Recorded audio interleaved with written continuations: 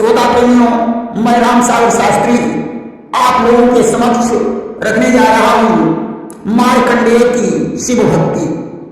देखिए, कुत्स उनके पुत्र का नाम मृगसंग था, जिन्होंने गुरुकुल में रहकर वेदाध्ययन किया और गुरु दक्षिणा देकर घर लौट आए कि कुत्स के पुत्र मृगसंग हुए, जो परम तेजसी ज्ञानी थे। गुरुकुल में पढ़कर वेद शास्त्र घर को लौटे विज्ञानी थे। पिता ने विवाह के लिए जानकर उचित की पुत्री सुव्रता के साथ उनका ब्राह्मण विवाह कर दिया कि पितु ने विवाह के योग्य देखो शादी के लिए विचार किया। सुव्रता उचित की पुत्री थी, उसके संग ब्राह्मण विवाह किया। सुव्रता की 3 सहेलियां थी, जिनका नाम कमला, बिमला और सुरसा था। इन तीनों का विवाह भी मृगसंग के साथ हो गया कि कमला, बिमला, सुरसा तीनों सुव्रता की परम सहेली थी। वे भी उनकी पत्नियां बनी, जो रूपवती अलगेली थी। विवाह होने के पश्चात सुव्रता से मृकंड नामक पुत्र का जन्म हुआ। कमला ने उत्तम नामक पुत्र को जन्म दिया तथा बिमला से सुमति नामक पुत्र उत्पन्न हुआ। सुरसा से सुव्रत का जन्म हुआ कि सुव्रता से प्रकट मृकंड हुए। कमला ने उत्तम जाए हैं, बिमला ने सुमति पुत्र जाया, सुरसा के सुव्रत कहाए हैं। इनमें मृकंड परम तेजस्वी थे। मृगसंग ने मृकंड को वेदों का ज्ञान दिया कि थे मृकंड मुनि तेज निधाना, पितु पढ़ाई दीनो बहु ज्ञाना। ज्ञानवान बनने के पश्चात पिता ने मुदगल वंश की पुत्री मरुदती के साथ उनका विवाह कर दिया कि मुदगल सुता मरुदती नामा, बनी मृकंड ऋषि की बामा। उत्तम का विवाह इन्होंने कर्ण की पुत्री कुशा के साथ कर दिया कि उत्तम ब्याह कुशासन की नाम, कर्ण सुता जाको जग चीना। सुमति का विवाह सत्या के साथ हुआ तथा सुव्रत का विवाह पृथु की पुत्री प्रियंवदा के साथ कर दिया कि सुमति ब्याह सत्यासन की नाम, सुव्रत पृथु सुता निहित जी नाम। राय प्रियंवद जाकर नामा, सोई बनी सुमति की बामा। राय प्रियंवद जाकर नामा, सोई बनी सुव्रत की बामा। अब तो मृगसंग पुत्र और पौत्र वाले बन गए। एक दिन उन्होंने अपनी चारों पत्नियों का भार पुत्र पौत्रों को समर्पित कर दिया और जंगल में तपस्या करने चले गए। इधर मृकंड इसकी पत्नी मरुदती से कोई पुत्र नहीं हुआ, बाकी इनके तीनों भाई पुत्रों वाले हो गए। अब तो इन्हें पुत्र की चिंता दिन रात सताने लगी। एक दिन इन्होंने अपनी पत्नी मरुदती के साथ पुत्र की कामना से भगवान शंकर की तपस्या करने के लिए मन में प्रवेश किया कि सुतविहीन मृकंड दुख पाई, कानन कीन कठिन तप जाई। भगवान शंकर उनकी तपस्या पर प्रसन्न हो गए। उन्होंने साक्षात दर्शन दिए और कहा, वत्स मुझसे कोई वरदान मांग लो। मृकंड ने हाथ जोड़कर कहा, भोलेनाथ मुझे एक पुत्र चाहिए। कि तब मृकंड यश वचन उचारा, देव पुत्र मोहि शंभु उदारा। भगवान शंकर ने कहा, मृकंड अगर गुणहीन पुत्र चाहिए तो लंबी उम्र वाला मिलेगा, परंतु अगर गुणवान पुत्र चाहते हो तो उसकी आयु 16 वर्ष की ही होगी। अब मुझे बताओ तुम्हें कैसा पुत्र चाहिए। मृकंड ने कहा, भोलेनाथ उसकी आयु भले ही 16 वर्ष की हो, परंतु मुझे गुणवान पुत्र ही चाहिए। कि भले ही आयु 16 की होई, पर गुणनिधि पुत्र चाहिए मोही। भगवान शंकर ने एक वस्तु कहा और अंतर ध्यान हो गए। मस्तु कही कृपा निधान तत्क्षण ही गए अंतर ध्यान। आज तो भगवान शंकर की कृपा से मर्द की गर्भवती हो गई और 10वें महीने में उसने एक सुंदर पुत्र को जन्म दिया। मृगंड मुनि ने उसका नाम मार्कंडेय रख दिया। मार्कंडेय 5 वर्ष के हुए कि 5 वर्ष को भय कुमारा कीन जने शास्त्र आधारा। पिताजी ने मार्कंडेय का यज्ञोपवीत संस्कार करवाया, वेद शास्त्र में पारंगत बनाया। धीरे धीरे मार्कंडेय की 16 वर्ष में पड़ गए। अब तो माता पिता चिंता में डूब गए कि पुत्र की अवस्था तो 16 वर्ष की ही है कि 16 के भय सुत जब मात पिता व्याकुल भय तब। माता पिता अपने पुत्र को देख देख कर बेचैन रहने लगे। उनकी आंखों में आंसू भर आते थे कि निरख निरखी सुत को बेचैना भरियावनी आंसू तो नैना। एक दिन मार्कंडेय ने अपने पिता को उदास देखकर कारण पूछा कि पिता उदास देखी अति भारी सुख कबीरा विधि गिरा उचारी। उन्होंने कहा, हे पिताजी, क्या कारण है जो आपका मुखमंडल मुरझाया हुआ रहता है? कि कहो तात का दुख समावा यही कारण तब मुख मुरझावा। मृगंड ने आज अपने पुत्र को हृदय से लगा दिया और आंखों से आंसू पूछ कर कहने लगे, बेटा ये 16वां साल है, तुम्हारी आयु तो सिर्फ 16 वर्ष की ही है। अब तो मुझे फिर पुत्रहीन बनकर जीना पड़ेगा, क्योंकि शंकर जी ने मुझे पहले ही बता रखा है। और सुतो उठाई मुनि हृदय लगावा कारण ताहि सकल समझावा। मार्कंडेय ने कहा, पिताजी आप चिंता मत कीजिए, मैं भगवान शंकर की तपस्या करके लंबी आयु वाला बन जाऊंगा कि करी हम तपो शंकर को जाई और ही हम अमर न कछु कठिनाई। तपस्या में बहुत बड़ी शक्ति है, अतः मुझे तपस्या करने की आज्ञा दीजिए। मार्कंडेय ने अपने माता पिता को प्रणाम किया और समुद्र के तट पर पहुंचे। वहां उन्होंने शिवलिंग की स्थापना की और विधिवत पूजा करने लगे कि सागर तट शिवलिंग बनाई पूजन करने लगे मन लाई। जिस दिन उनकी आयु समाप्त होने वाली थी उस दिन मार्कंडेय शिव की पूजा में संलग्न थे। उसी समय मृत्यु को साथ में लेकर काल वहां पहुंचा कि पूर्ण आयु भई दिन जब काल मृत्यु पहुंचे काल ने उनके गले में ठंडा डाला और प्राण हरण करने का प्रयास करने लगा कि ठंडा डाल गले महुती नाम प्राण हरण हित कोशिश की नाम। मार्कंडेय ने काल से याचना की, मुझे शिव की स्तुति कर लेने दो, इसके बाद मेरा प्राण हरण कर लेना। कहो महर्षि प्रतीक्षा कीजिए स्तुति हेतु समय मोहि दीजिए। काल ने हंसकर कहा, ब्राह्मण पुत्र, तुम्हें मालूम होना चाहिए कि काल कभी प्रतीक्षा नहीं करता। कि बिहस काल तब वचन उचारा अब क्या महामूर्ख तुम विप्र कुमारा ज्ञान भयो नहीं तुम कहू अब अकाल प्रतीक्षा करई न करूं। काल यानी देखता कि तुम्हारा काम पूरा हुआ है या नहीं। तुम्हें तो ये तपस्या पहले ही कर लेनी चाहिए थी, अब तो तुम्हें 1 मिनट की भी मोहलत नहीं मिल सकती है।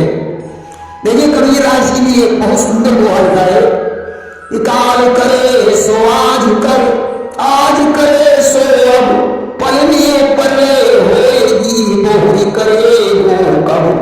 एक क्षण का पता नहीं है कब क्या होने वाला है। लोग सोचते रहते हैं कि भगवान का भजन अभी बचपन में करने से क्या फायदा है, जवानी में करेंगे।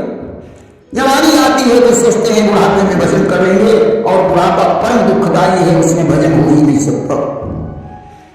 अगर भजन करना है तो समय की प्रतीक्षा मत करो।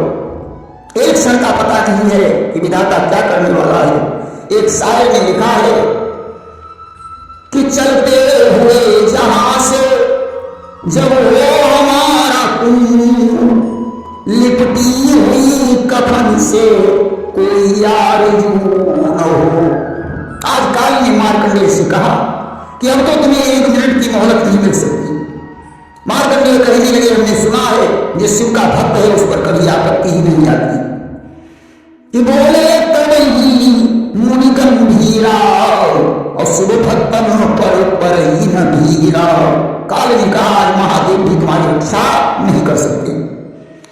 कि काल का ही शिव ले बुलाई और हमारे हाथ ले छुड़ाई। आज हमारे हाथों से तुम्हें कोई नहीं छुड़ा सकता। ऐसा कहकर काल ने फंदे को खींचना शुरू कर दिया।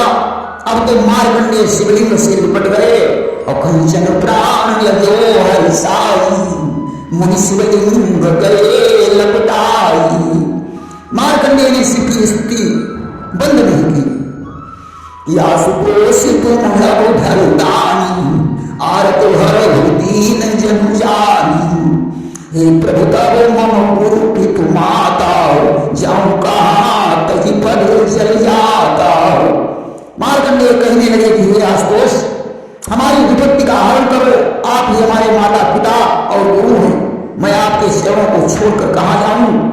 आज अपनी महिमा को दिखाने के लिए प्रकट होकर काल से मेरी रक्षा करो। कि आपन महिमा देव दिखाई और भक्त काल के लिए बचाई। अब तो मार्कंडेय की स्तुति पर भगवान शंकर शिवलिंग से प्रकट हो गए। उन्होंने मार्कंडेय के गले से फंदा छुड़ाया और मृत्यु के छाती पर एक लात मारी। आज महाकाल को देखकर काल भी भयभीत होकर भाग खड़ा होता। कि मुनिवर कीनी विनय विशाला शंकर प्रगट भये तत्काला।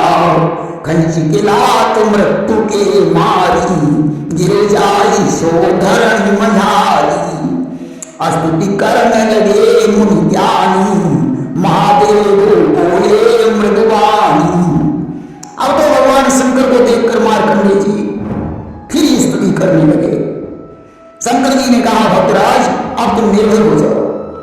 मैं तुम्हें अनेक कल्पों की आयु प्रदान करता हूं कि निर्भय भ्रमण करहु तुम जाई और बहु कल्पन की आयु बहाई। तुम्हारी उम्र इतनी होगी कि तुम अपनी आंखों से अनेकों प्रलयों का दर्शन करोगे।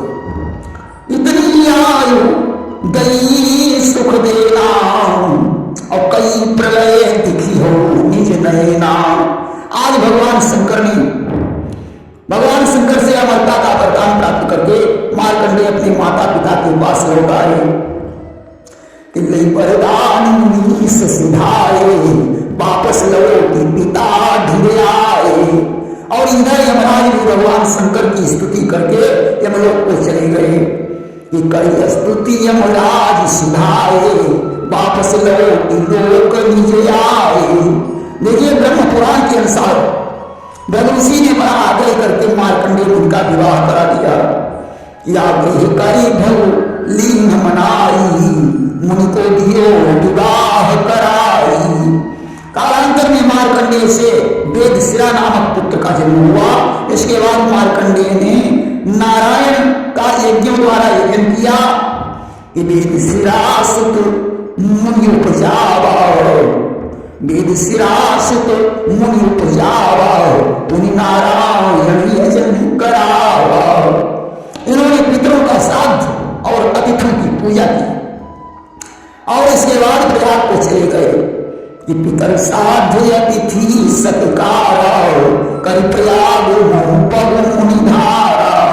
प्रयाग में पहुंचकर इन्होंने संगम में स्नान किया और अच्छे बट के नीचे बैठकर तपस्या करने लगे। कर संगम पावन स्नान करने लगे बट करे तप ध्यान।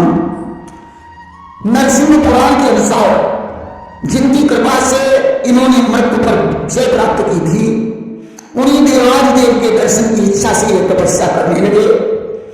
कि जिनकी कृपा मृत्यु से पाई और तीन दर्शन हित तप मन लाई। एक दिन की बात है, वे भगवान की पूजा करके स्तुति करने लगे। जगत पति क्षीर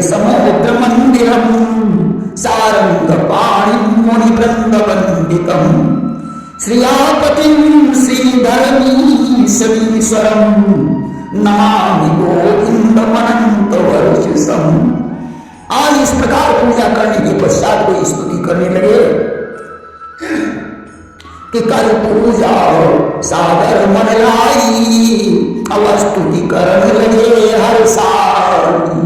उस समय भगवान ने आकाशवाणी में कहा कि जब तक तुम समस्त तीर्थों में स्नान नहीं कर लेते तब तक तुम्हें मेरे दर्शन नहीं हो सकते हैं।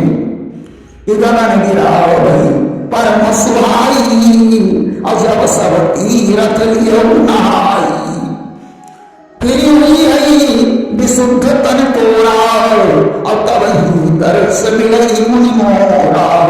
मार्कंडेय ने पूछा वो कौन सा स्तोत्र है जिसका जप करने से संपूर्ण तीर्थों के स्नान का फल प्राप्त हो जाता है। आकाशवाणी ने कहा कि जय विष्णु महादेव, जय नित्य मधोक्षर प्रसादम कुरुदेवेश दर्शयाद्य सुकाम तनुम। अब तो मार्कंडेय ने भगवत नामों का कीर्तन किया। पीतांबरधारी भगवान उनके सामने प्रकट हो गए कि मुनि कम सो स्तोत्र बताओ, जाति दर्शनाथ को पाओ। भगवान ने कहा मार्कंडेय मुझसे कोई वरदान मांगो। मार्कंडेय ने कहा प्रभु मुझे तो बस आपकी भक्ति चाहिए। कि कहा प्रभु मान ले वरदान, अब मुनि कहा भक्ति दे भगवान। भगवान ने कहा तुम मृत्यु पर तो पहले ही मुझे प्राप्त कर सके हो, यह तीर्थ आज से तुम्हारे ही नाम से प्रसिद्ध होगा।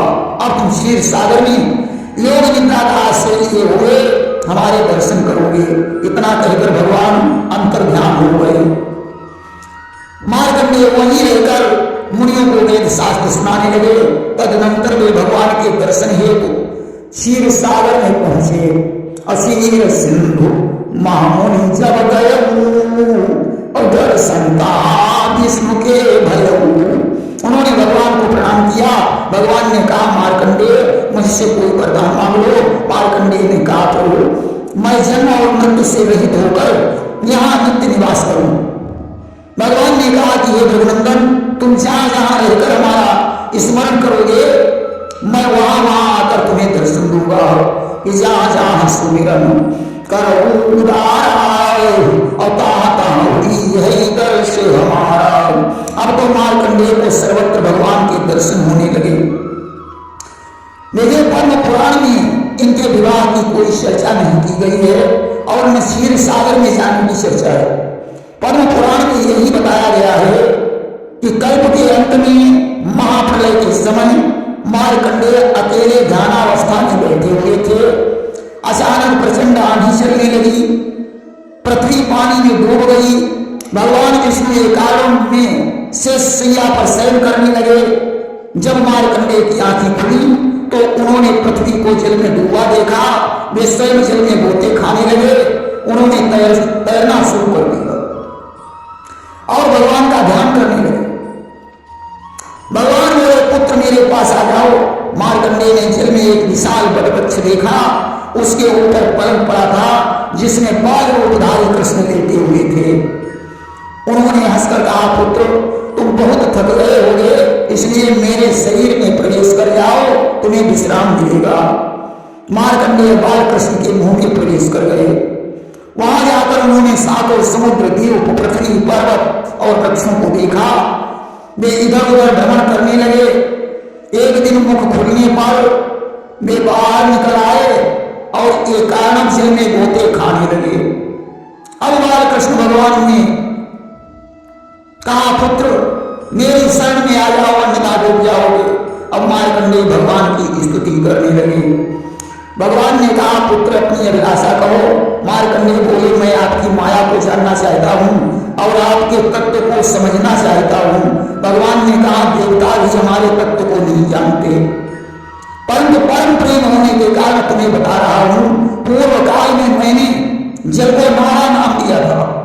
उस नारा में मेरा निवास है, इसलिए मैं नारायण कहलाता हूँ। सृष्टा संहर्ता मैं ही हूँ, ब्रह्मा विष्णु इंद्र मैं ही हूँ। प्रलय काल आने पर मैं त्रिलोकों का नाश करता हूँ। उत्पत्ति पालन और संहारण मेरे ही धर्म है। अब तुम मुझमें मुझसे कोई वरदान मांगो।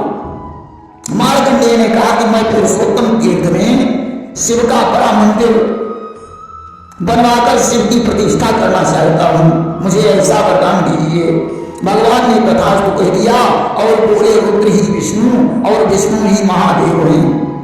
अस्तु वह स्थान मार्कंडेय हृद के नाम से प्रसिद्ध होकर दिव्य तीर्थ बन जाएगा। ऐसा कहकर भगवान अंतर्ध्यान हो गए। लेकिन इस प्रसंग को श्रवण करने से पापों का शमन होता है और भगवान की भक्ति प्राप्त होती है, आय की वृद्धि होती है और अंत में भगवान के लोक की प्राप्ति होती है। प्रेम से बोलिए वृंदावन बिहारी लाल की जय।